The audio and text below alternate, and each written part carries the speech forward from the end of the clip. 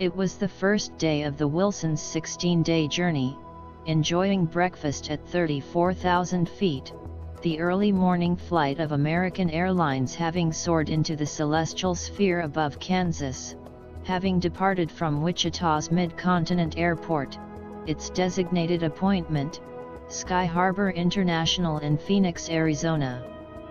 The in-flight family being provided a Skyway catering service meal of scrambled eggs, sausage and pancakes to sustain their morning appetites during their 843-mile southwesterly flight. An arrival in Phoenix finding Pam, her children JC and Summer K awaiting at Sky Harbor, Pam being Jan's best friend having invited the family to visit with the Otts.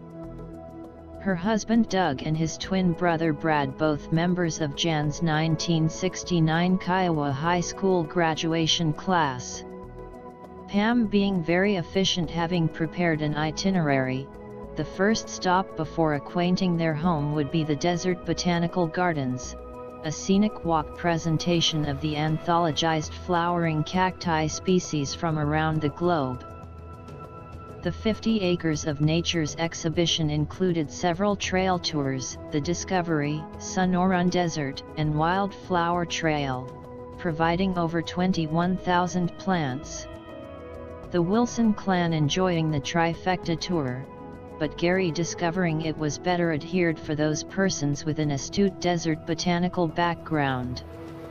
With the walkthrough tour completed, the Phoenix Kale faction approaching 100 degrees in the late morning hour, a welcome relief from the elements was found at the Otts residence on West Milagro Avenue in the suburb of Mesa. Gary taking notice and discovering most of the homes in the housing addition engendering sand in place of the green lawns for their yards, the exception being the Otts' backyards which was seeded in grass and lost golf balls. The rear of their residence addressed a fairway on the Dobson Ranch Golf Course. An afternoon journey to downtown Phoenix, Pam introducing all to the Engel Homes Towers, a new 20-story high-rise building, to meet with Doug, having recently received his law degree securing employment as a new attorney with a prestigious law firm. Doug proudly providing a tour of the 12th floor law offices, Gary mostly impressed with the presence of the firm's law book library but also with the view from the high-rise structure. Returning, spending a quiet evening with the family, the morning awakening finding Pam, Jan, and the children leaving for a shopping foray, Gary and Doug remaining. A discussion of living in the summertime environment of Arizona unfolded, Doug pointing out the normal thermostat setting in the residence was at 80 degrees, but Gary noticed upon Pam's debarkation, Doug walked over setting the thermostat to 74 and then later upon hearing Pam's car in the driveway, reset the thermostat back to 80 before his wife entered. Gary surmising Doug's serendipity clandestine action was a result of his employment being used to a much cooler air-conditioned office. The afternoon found the kids adorning swimming attire, the two families traversing to a first for Gary, a Wave Manufacturing indoor swimming facility. The parents watching the kids experience the wave-producing natatorium, the swells of water rushing towards them, an enjoyment for everyone.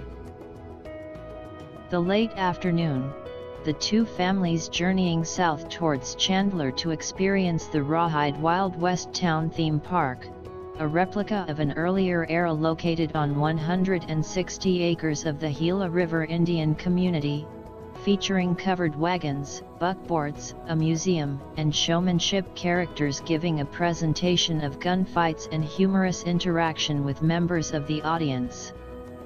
A gunfight between factions ensuing, Jan being singled out as a hostage, called upon to participate in their production, the crowd and her family enjoying her concert.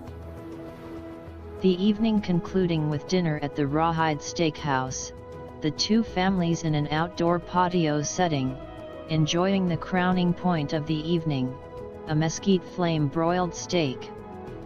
The entertainment continuing at the steakhouse with an unusual circumstance. If a patron ordered a well-done steak, upon the server's arrival, beneath a cover they would discover a well-done smoking cowboy boot on a platter, a novice rawhide ranch idea for remembrance. Sunday morning unfolding, the two families participating in church services at the Phoenix Apostolic Christian Church.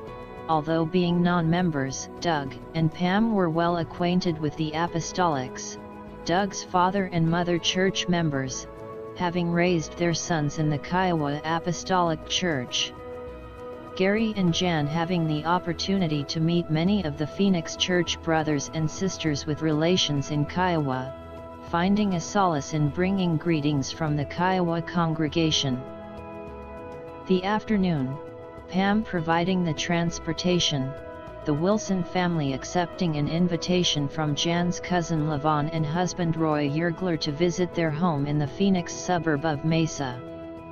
Lavon being the eldest daughter of Jan's Aunt Laverne and Uncle Raymond Roth, a minister in the Kiowa Apostolic Church. A quiet evening remaining, Gary grateful for a very enjoyable time and the hospitality provided by Doug and Pam and their family. The visit would be an everlasting memory.